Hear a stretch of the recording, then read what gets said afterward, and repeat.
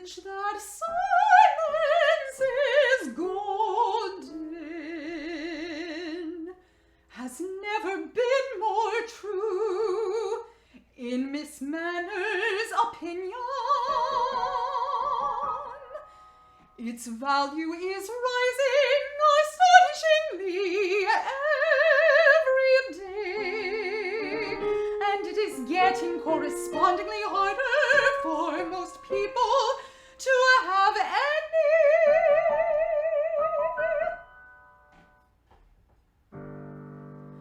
By silence, Miss Manners means something you can hear a bird twit in.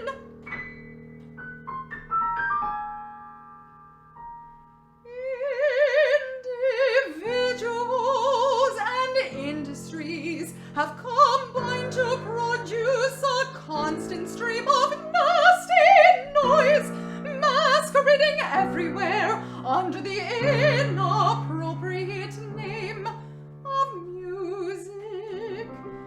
Restaurants, hotel lobbies, and shops are wired for sound. Hand-carried radios take care of the streets and buses. In private houses, the fancy sound of mild classical music used as a background. The fact is that all this noise is rude. It is rude to the captured audience of half-listeners. And what is more, it is rude to the music.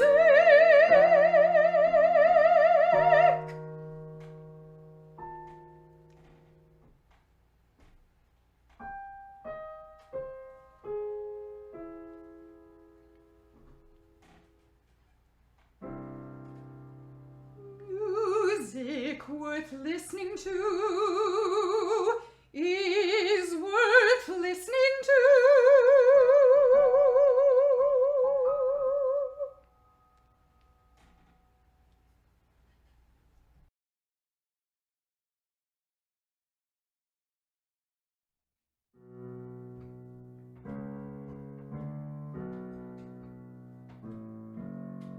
Shh. Dear Miss Manners, I believe in shushing people who talk during concerts. I didn't pay to hear them blabbering, blabbering, blabbering. Yet a friend who went with me told me I was being rude in telling people to shut up.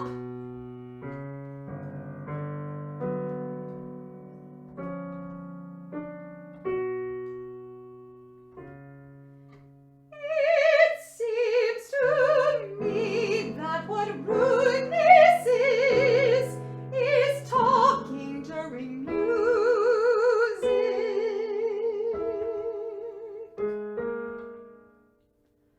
Gentle reader, both are rude. The polite thing would be to say to the noisy person, I beg your pardon, but I can't hear the music.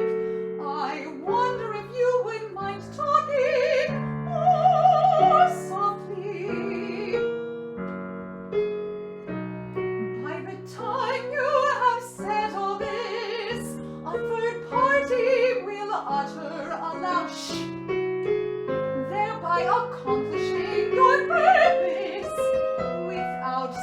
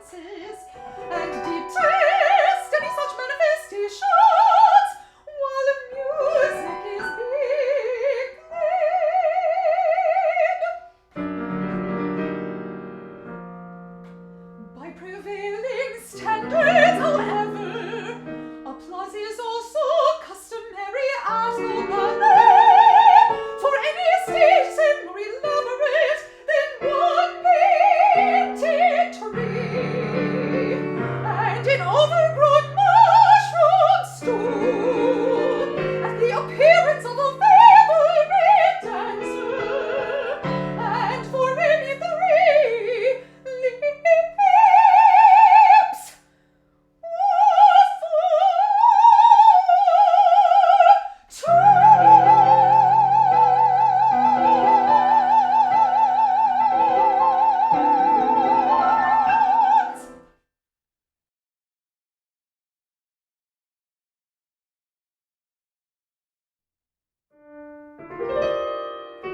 Dear Miss Manners, I attend the symphony regularly, and I am getting tired of hearing new compositions which do nothing for me except grate on my nerves, like a piece of chalk scraped across a blackboard.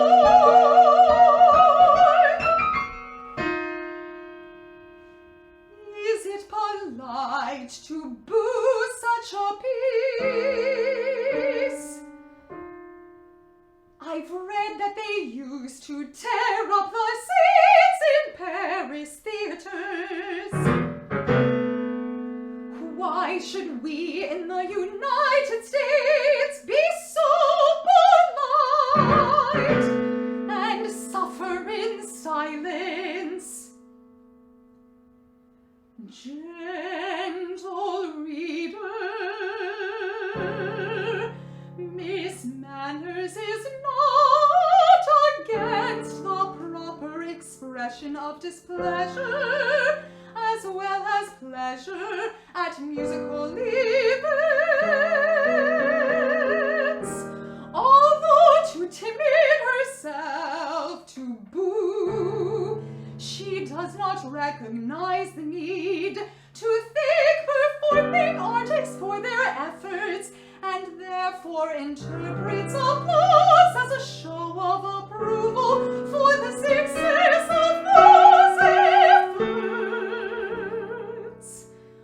While there is room for approval, there must also be room for disapproval. If you boo a piece at its premiere,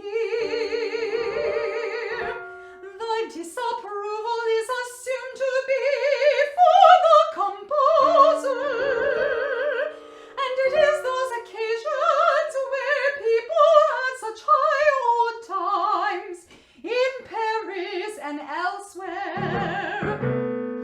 However, tearing up seats in the auditorium as a sign of aesthetic disapproval usually turned out to have been an historical error, marking one for future generations as a major Philistine, scorning composers who later turned out to be regarded as immortals.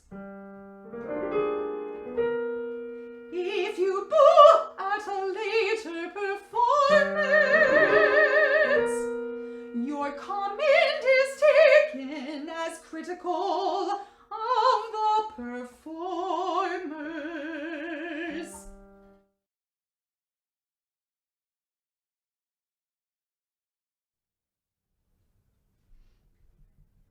Dear Miss Manners, I recently attended a vocal recital with Malcolm, a friend from my church choir.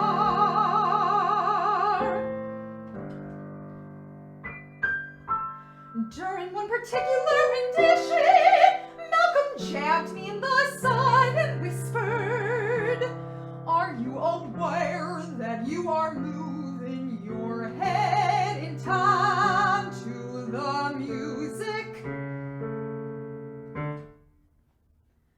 I stopped immediately, but felt irritated that he would tell me how to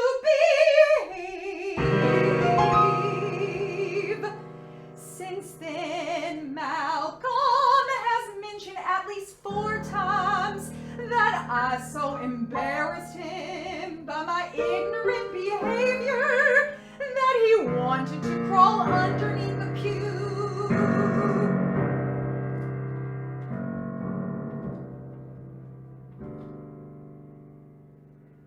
I do concede that a church recital is fairly formal.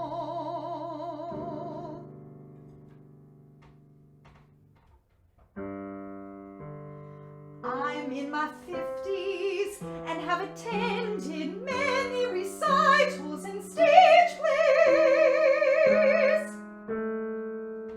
Malcolm made me feel like a country bumpkin. Did I behave inappropriately? Don't mince words, Miss Manners. Give it to me straight. Gentle reader, to that Malcolm didn't crawl under the pew. He would be better off out of sight, because he committed 3 serious breaches of etiquette during the recital. Whispering, correcting, and jabbing, and by knockout, form afterwards.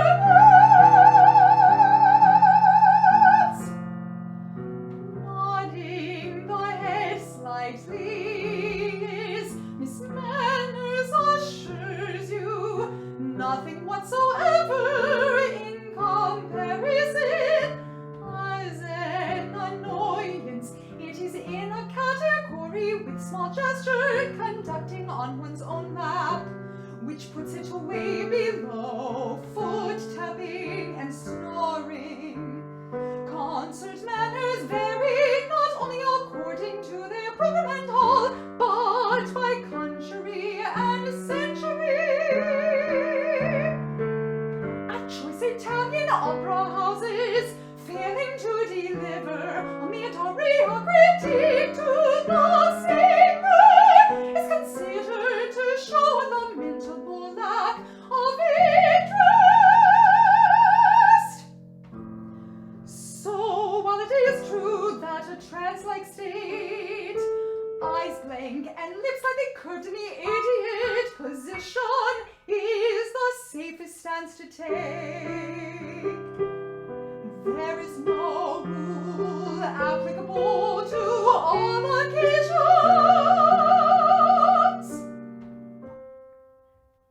except that Malcolm is not the person with whom to enjoy music.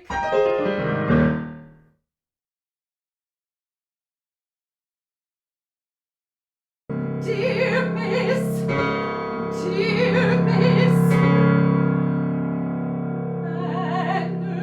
Manners, I am terribly upset about some people's deplorable conduct at the conclusion of a recent opera. Barely had the final curtain touched the stage, the opera stars not yet gone forward to take their bows, and throngs of what I considered extremely rude patrons started a fast exit up the aisles, supposedly to beat the crowds to the doors, parking lots, or after theater suppers.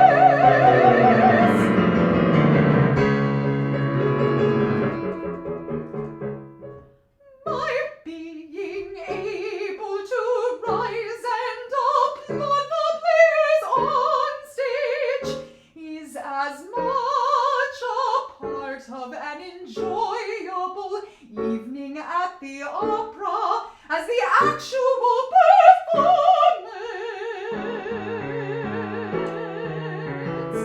But when 6 people push their way past me to make their exits, and I near platoonies en route from the front door, I am personally angered, and goodness knows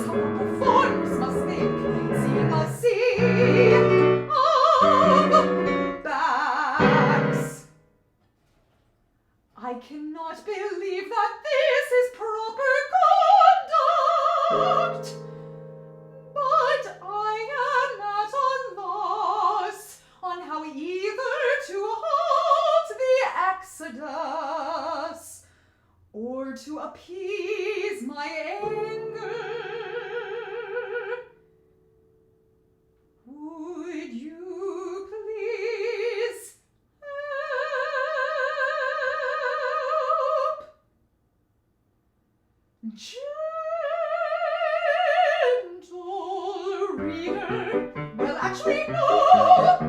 In fact, as a violent opera lover herself, Miss Manners, who just loves violent operas, endorses the lively school of audience reaction rather than the genteel one that you represent.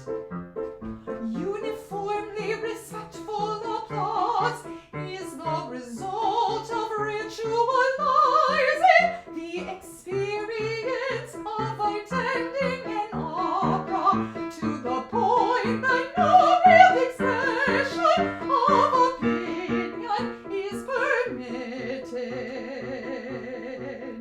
If Miss Manners were an opera singer, and she has all the qualifications but voice, she would prefer the occasional excesses of enthusiasm when ecstatic fans will take it through the streets.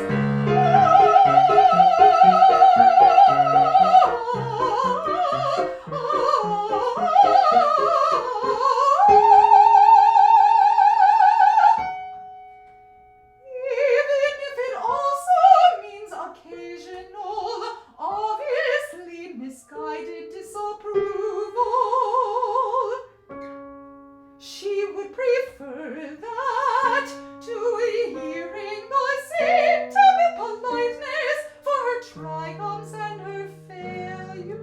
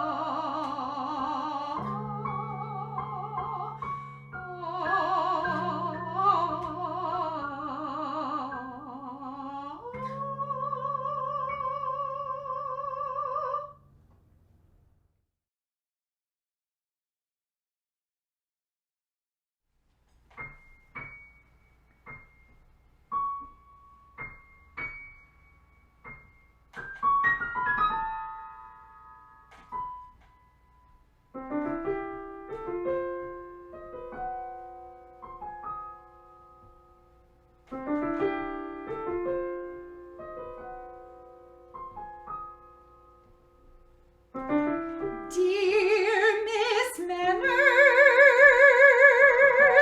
who says there is a right way of doing things and a wrong?